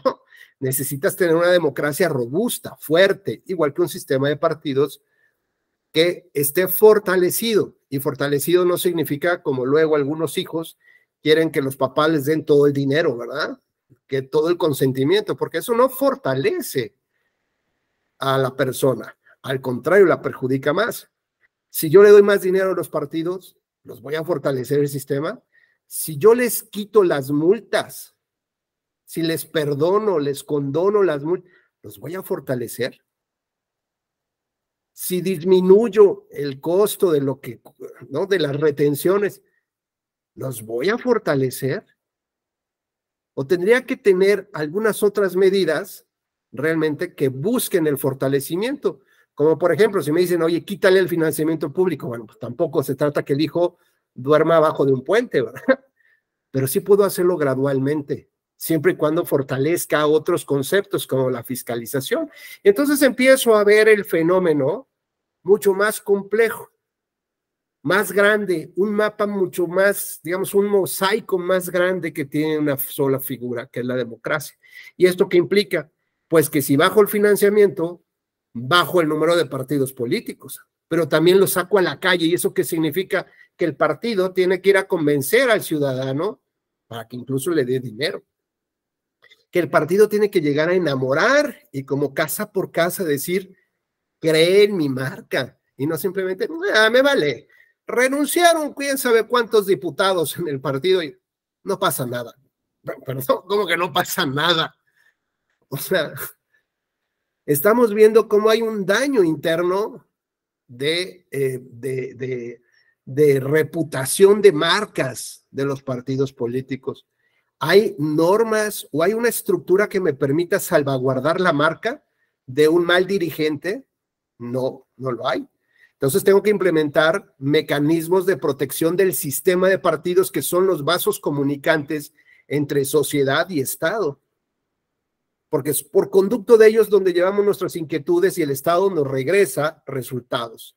Pero mientras la sociedad se aleja más del Estado o viceversa, los partidos en lugar de pegarse a la sociedad, pues se van con el poder y después terminan en contubernios inconfesables con la oposición, con el gobierno del partido hegemónico y terminas fracturando ¿qué? No la confianza ciudadana, pues está fracturada. Terminas fracturando la democracia representativa. Si no tengo primarias, ¿a quién daño? A la democracia representativa. Ahora, tampoco digo que sea la panacea de las primarias, pero lo que está pésimo es que el dirigente nacional del partido es el que decida quiénes son los candidatos, porque incluso más alejamiento va a haber a la sociedad, porque el compromiso va a ser con tu dirigente. Y si ese dirigente nacional está ahí porque el partido poderoso de enfrente se lo permitió y tiene contubernios con el poder, bueno, pues está entregando absolutamente la plaza para la construcción de un partido hegemónico con la peor de las traiciones a la ciudadanía, con la democracia representativa. Un ejemplo claro de esto lo tenemos en elecciones 2019 de Bolivia. No sé si ya se los platiqué. Resulta que la OEA suscribe un convenio con el gobierno de Bolivia para decirle que más allá de sus leyes y de su tribunal electoral y de su Corte Suprema, lo que ellos resuelvan, lo que determine este grupo de expertos va a ser vinculante para el gobierno. Y así se firma el convenio. ¿Derivado de qué? ¿De dónde se sacaron esa? Oye, eso es inconstitucional. No, señor. Eso es ajustado al tratado internacional que Bolivia suscribió, donde renuncia a que, pues a que solamente van a conocer sus autoridades del tema de la democracia, no de sus elecciones en sí mismas. Me explico, hay que separar un poquito de esto. No se trata de si deben de tener candidaturas independientes o no, si deben tener más dinero o no, si deben de subir el porcentaje de votos para mantener el registro. Eso es algo que le corresponde al país. Los elementos mínimos, como leímos en el 8 de la Convención, los mínimos de la democracia es que permitas que haya juego democrático, pluralidad política, que permitas que realmente haya un sufragio adecuado con todos los principios necesarios. Y bueno, cuando tú atentas contra ello, dañas justamente la democracia representativa y entra en funcionamiento el esquema internacional de protección, más allá de tu sala superior, más allá de tu Cámara de Diputados y lo que quieras. ¿Por qué? Porque el análisis de la integridad electoral me va a permitir tener una visión contextual de todo lo que pasó en esa elección. ¿Tuviste reformas electorales? Seguro esas reformas iban dirigidas a reforzar y fortalecer la democracia. No, fíjate. Al contrario, pedían que se limitaran las facultades de los órganos electorales, la desaparición de tal, la baja del presupuesto. Saber qué rara reforma que así se fortalece la democracia, ¿no? ¿Cuáles son tus razones en derecho que tienes para que esto cumpla con las expectativas que esperamos de ti, México? Pues esas no son buenas razones. ¿Qué tendríamos que hacer entonces? Bueno, pues también un examen, no solamente de razonabilidad, sino de proporcionalidad, para saber qué tantos beneficios se logran con una cosa y qué tanto perjuicio provocamos con otra. Y resulta entonces que este grupo de expertos determinó que la información que sale de la casilla y llega hasta las pantallas del PREP y de resultados oficiales, ordinariamente pasaba en un paquete, ¿no? En un paquetito que se subía, lo ponían en un vehículo, ese vehículo transitaba por una carretera, a lo mejor se tomaba un tiempo para cargar gasolina y luego llegar a las bodegas, ¿no? Donde estaban ahí guardados. Cuando esta ruta se ve afectada, es decir, la cadena de custodia de la información se ve afectada, puede declararse la nulidad de ese paquete electoral. Pero ahora, ¿qué pasa? Porque además las pruebas idóneas, pues en realidad son pruebas técnicas, fotografías y videos, ¿no? Alguna declaración tal vez. Pero ahora, ¿qué sucede cuando esta información que sale de la casilla viaja en una carretera digital por internet, a través del voto electrónico, por ejemplo? Porque nos acercamos cada vez más a las urnas electrónicas, voto electrónico, la democracia digital, donde encontramos una rotura a la cadena de custodia de la información que navega por la nube.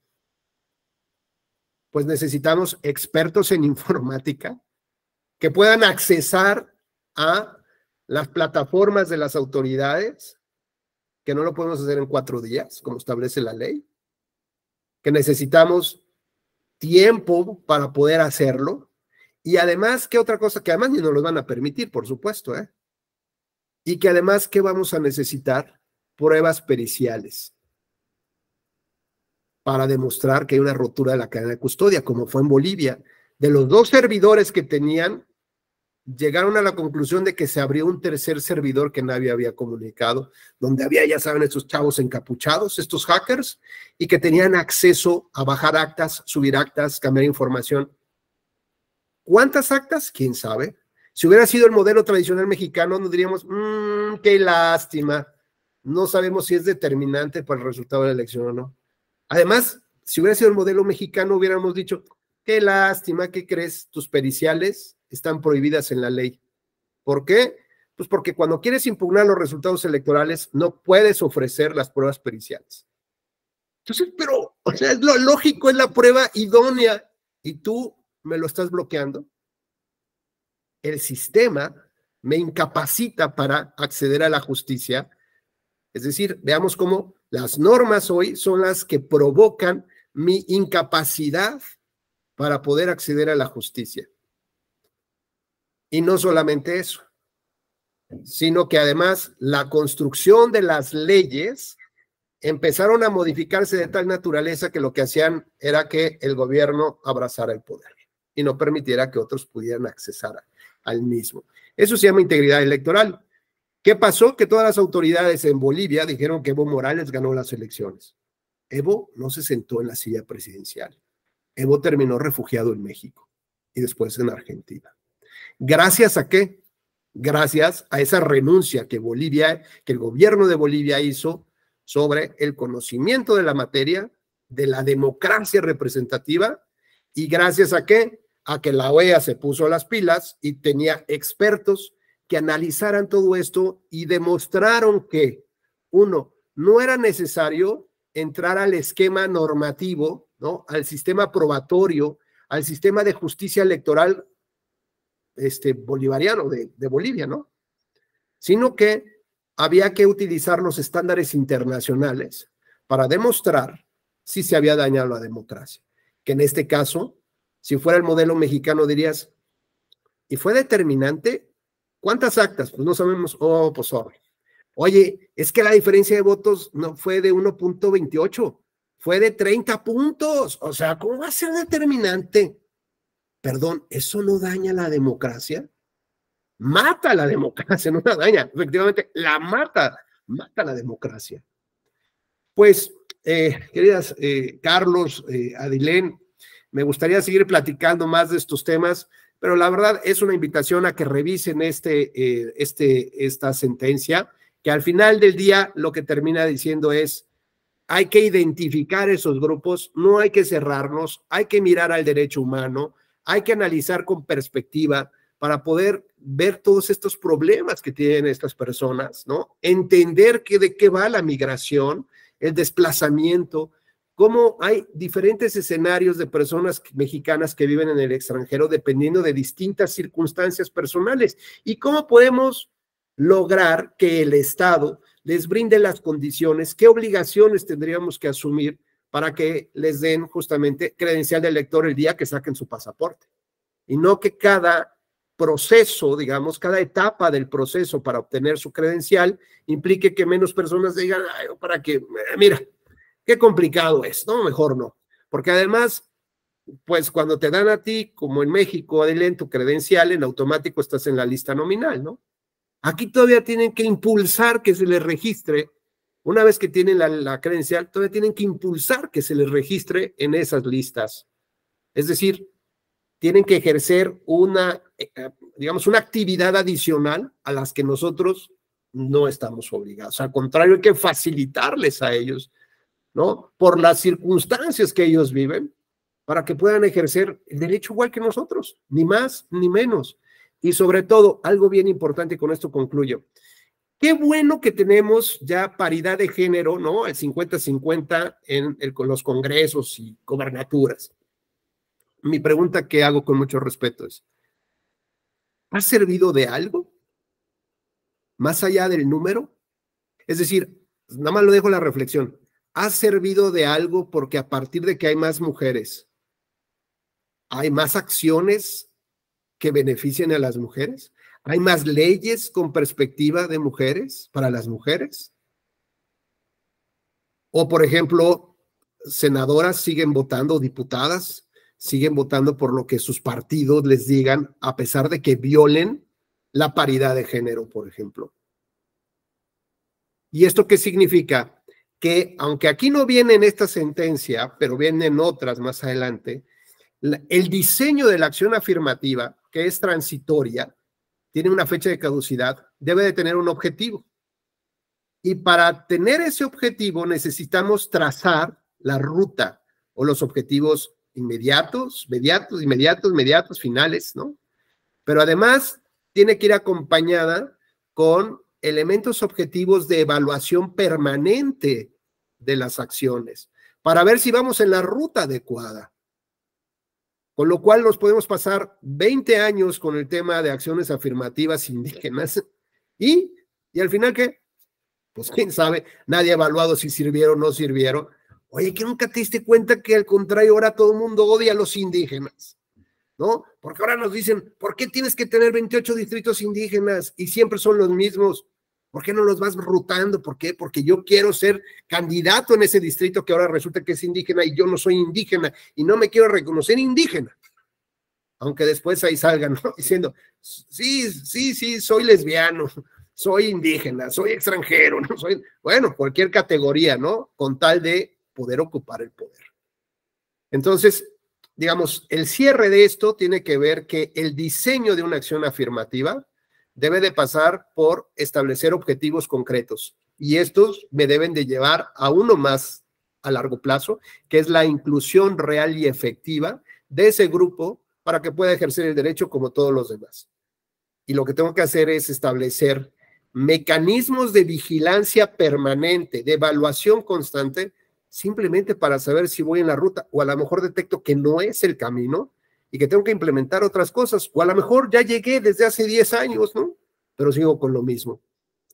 En fin, pues bueno, pues muchas gracias, Carlos, Adilén, muy gentiles, Eusebio, gracias por su gentil. Son un pequeño grupo, pero muy participativo y eso me da mucho gusto. Esperemos que nos veamos pronto. Así será, doctor. Muchas gracias. Saludos, Adilén, Eusebio. Hasta la próxima, doctor. Hasta la próxima. Gracias, Adilén, Carlos, Eusebio. Buenas noches.